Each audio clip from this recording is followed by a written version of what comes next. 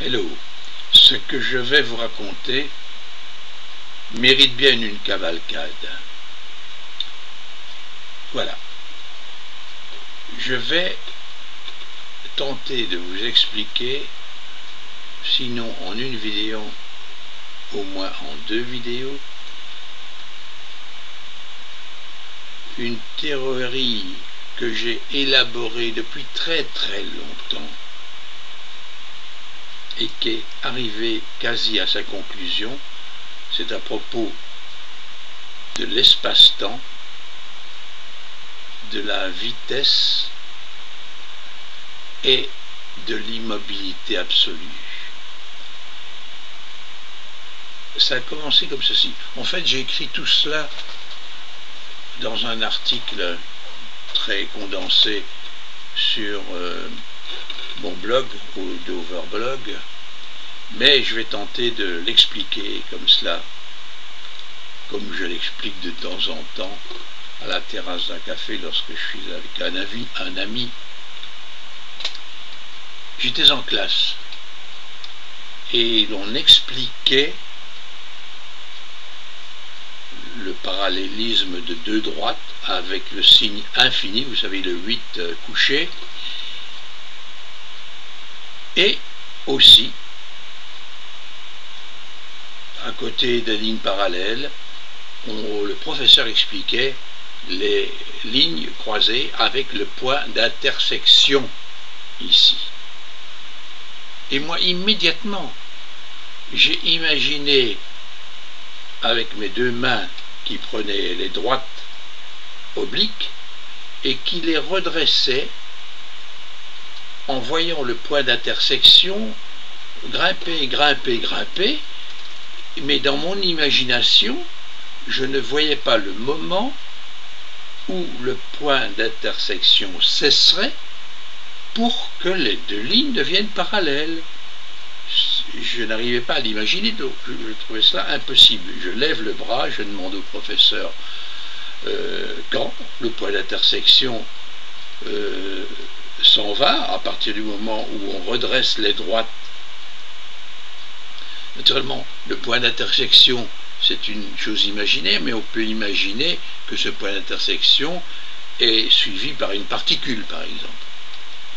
Alors, le professeur s'est fâché, il a trouvé que le maire était encore en train de faire le clown, toute la classe a rigolé et j'ai été puni.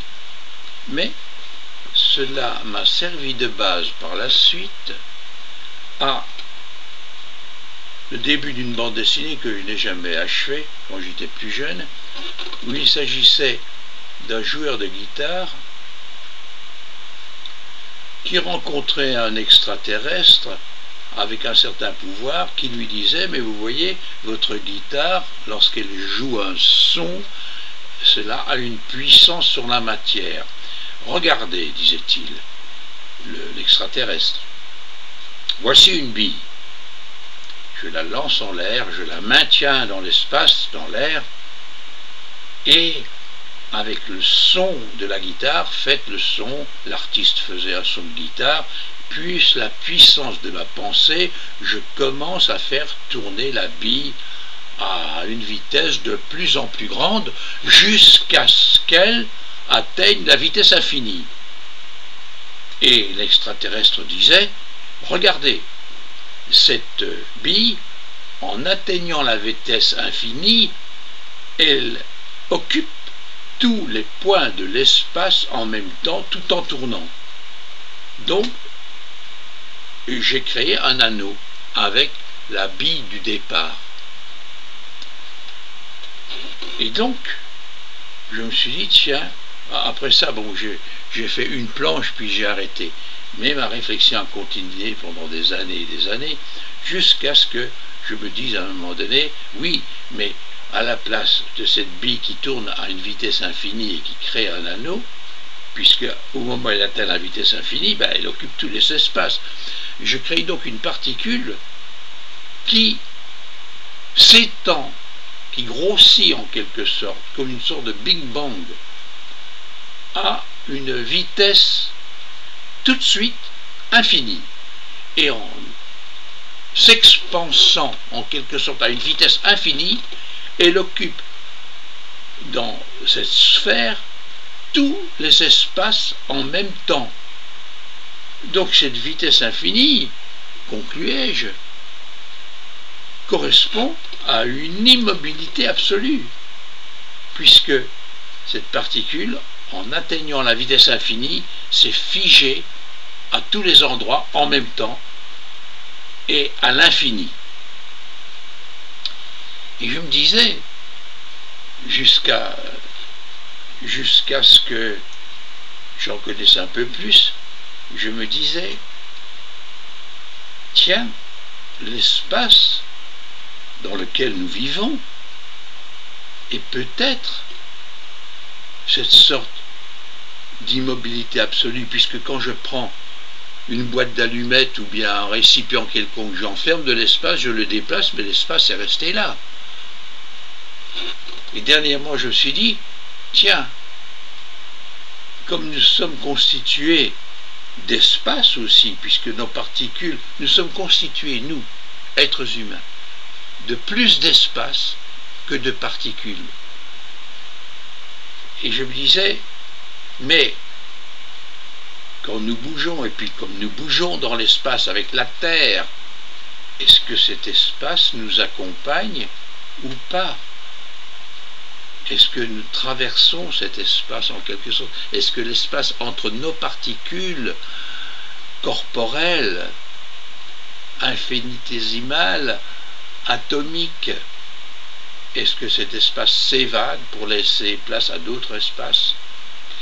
Je me disais, et c'est l'idée que l'on se fait de l'espace, mais non seulement de l'espace, me disais-je, mais de Dieu lui-même qui se trouve partout en même temps, selon les traditions et même les écrits bibliques, et qui est omniprésent partout. Ne vivrions-nous pas à l'intérieur de Dieu lui-même? Et donc, j'en étais là de mes réflexions lorsque l'explication du Big Bang que j'avais du mal à comprendre et que les frères Bogdanov m'ont aidé à comprendre en simplifiant. Et c'est que l'espace aurait été créé en même temps que l'expansion de l'univers. Le Big Bang a créé l'espace et en quelque sorte cette matière chaude, puis la matière, et puis tout n'a pu exister parce que la vitesse de l'expansion du Big Bang était si précise que les particules ne sont pas parties en ligne droite pour s'étendre à l'infini sans créer quoi que ce soit, ou la vitesse aurait été moindre et le Big Bang aurait été une sorte de souffle raté, de soufflet raté, et qui se serait recomprimé parce qu'il n'y aurait pas eu assez de vitesse. Mais la vitesse était si précise que les particules ont pu s'agglomérer et commencer à tourner. Au fond, l'univers tourne, tout tourne. Et c'est pour ça que la matière a pu se constituer. Donc je me suis dit, mais l'espace n'est pas infini. Oui, on peut considérer que c'est infini à partir du moment où à l'infini on tourne dans l'espace et on revient à son point de départ et on tourne comme ça à une sorte de vitesse infinie. Mais ça ne me satisfaisait pas. Et donc je me suis dit, l'infinité ne peut être qu'une sorte de pensée. Et donc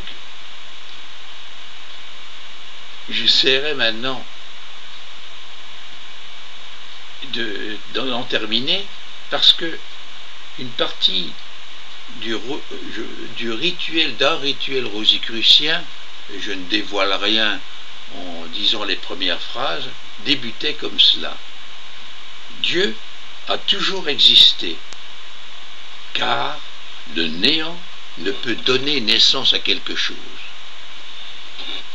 Et j'ai compris, il m'a fallu des années et des années jusqu'à ce que je lise Le visage de Dieu qu'ont écrit les frères Bogdanov, où il disait qu'on était en train de découvrir des particules venant du début de l'univers qui étaient striées en quelque sorte, comme s'il y avait un message écrit, comme une sorte de mémoire avant le début du Big Bang.